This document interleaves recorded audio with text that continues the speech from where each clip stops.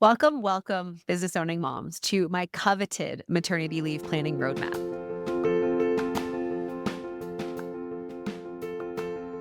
Welcome back to Growing Pains, where I am doing a takeover and giving you guys 30 episodes of my maternity leave planning roadmap. So, if you are an expecting mom who is running her own business or you're trying to grow your family within this year and you are working for yourself, I'm so happy to have you here. And you are in the right place. So, last time we talked a lot about setting a maternity leave intention and really embracing all of the fun and exciting momentum that maternity leave can bring you and the exciting insights that it can bring to the next phase of your business. And you're probably wondering, hey, Ali, I'm so busy. How am I going to find time to plan this maternity leave?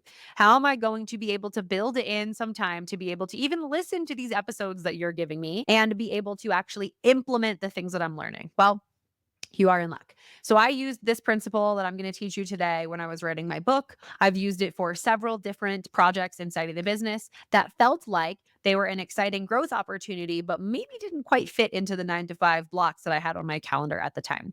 So I'm going to tell you a little bit about how I structure this time and why it's so important. So, first and foremost, I believe that you are about 90 days away from being a totally different person.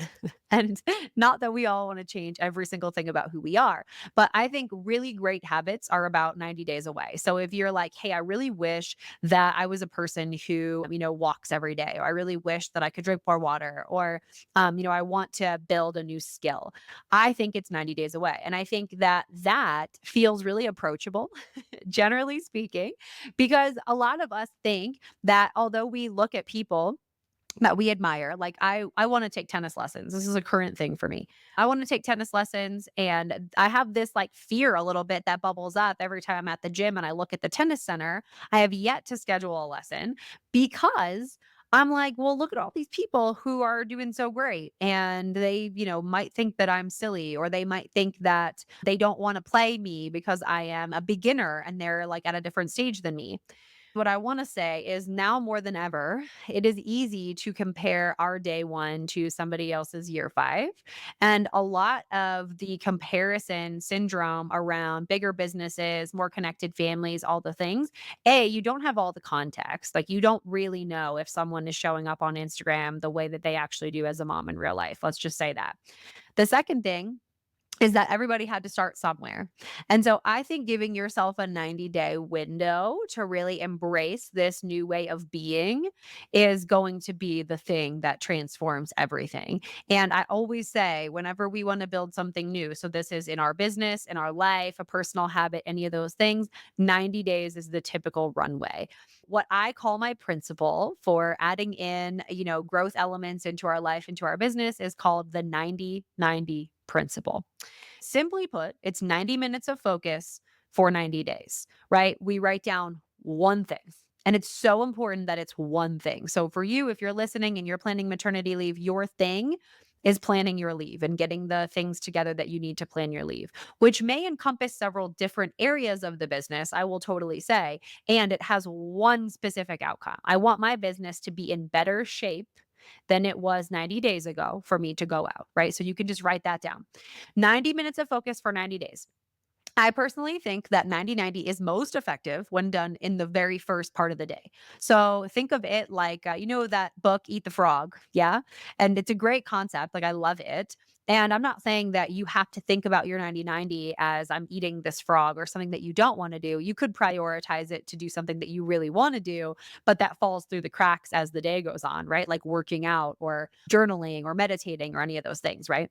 Best used in the beginning of the day, block 90 minutes. And this is like no technology, meaning like usually no internet access. If you are working on something that requires internet access, just be cognizant of the fact that like your email isn't open, Slack isn't open.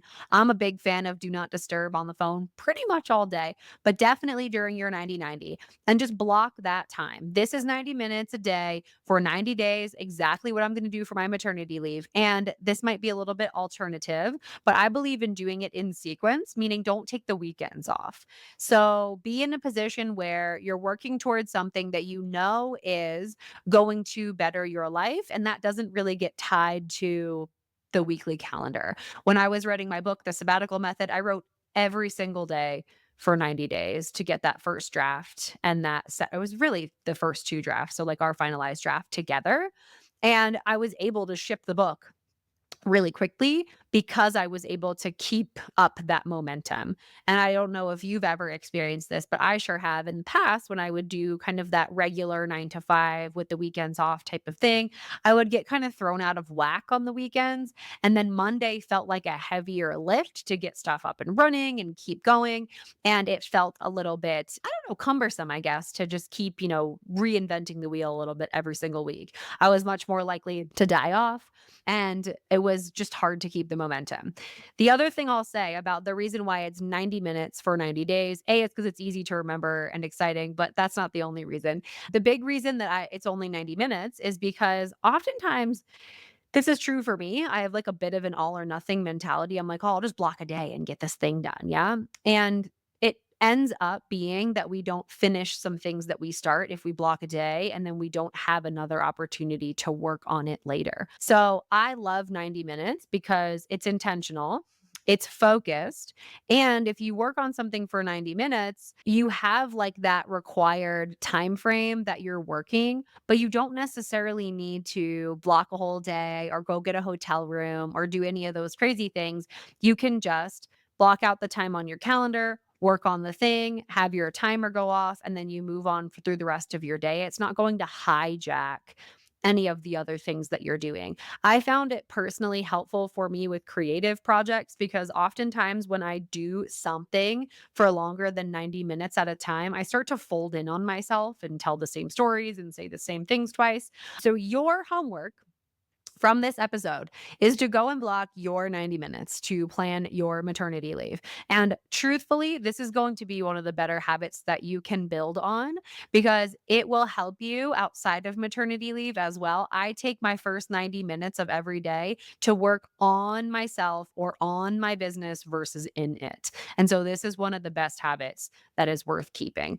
If you are like, yo, Allie, these episodes are amazing and you just want to get them all, so they're all in a little members area for you to access immediately, along with my step-by-step email guide and the video series and all the templates that you need to implement the things I'm teaching on the show here. Go to mastermaternityleave.com/roadmap and you can grab all of the series and get it on demand. I'll see you guys in the next episode.